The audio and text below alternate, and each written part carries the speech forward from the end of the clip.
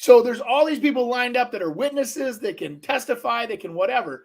And he said, if it's under 10 million, I probably won't get to it for 10 years. I know he's invests all over the place, but he does a lot of southern Minnesota. Looks like he did a little problem fudging money for investors, giving them the money to put down when they said they didn't have the money. Did you see that? And he said pled guilty to bank fraud and forfeited $35.7 million.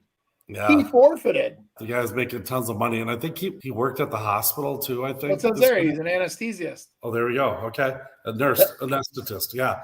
I heard of this guy. I know he's been on like podcasts and kind of build himself as the way to buy commercial properties and stuff. And he might have done a bunch of deals on his own, and he did well.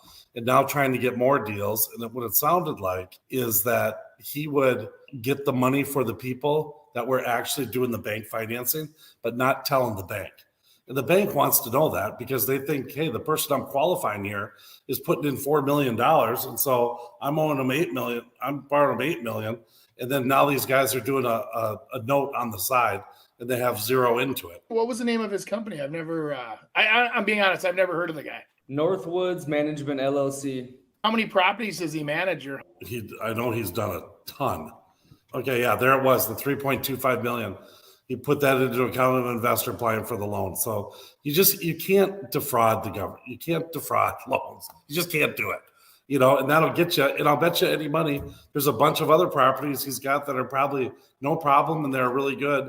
The guy knows what he's doing, but you start getting into it. It's like, well, gosh, here's what we got to do. Or maybe he was getting away with it forever and finally got caught. What I was wondering is, you guys have been in the industry for a long time. How common are some of these guys like playing loose by the rules, the big investors? Andy, tell your story about, did you have the FBI or something to ask you? They can't even go after these people. There's so many of them. Just to clarify this, so when you say investment properties, yes, it's real estate.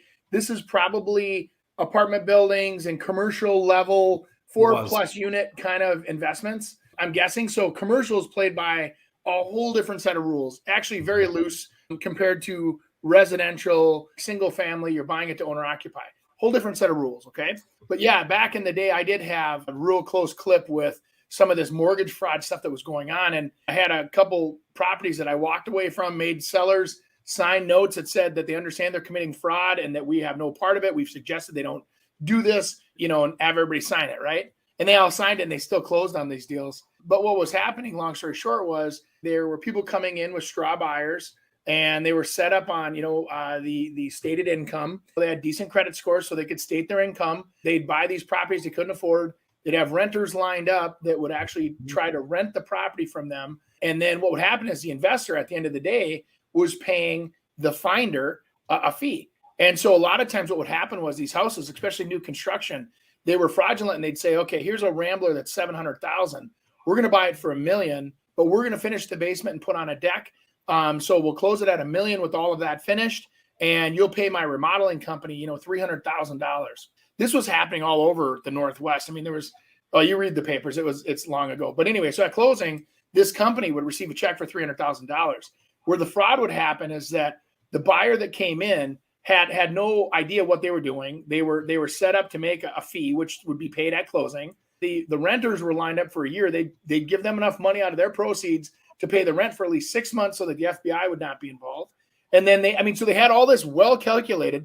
They'd go to the bank, they'd cash a $300,000 check that was being deposited, and it looked legitimate because it was a construction company. So all of a sudden this construction company would get $300,000 minus all these fees, and these guys didn't do a damn thing to this house. And then you'd see that house in foreclosure about a year later because the people couldn't afford after the renter would disappear and the payments weren't being made. So I saw that. Now I'm sitting at a dinner party. I couldn't believe this. I'm sitting there and cautiously says, yeah, this gentleman says I work for the FBI. And I'm like, no way. Before I could even get the word, he goes, I do consumer fraud and we do a bunch of the, like this lending fraud. And I go, oh my God, do I have a story for you? I tell him the whole story. And this is the sad reality.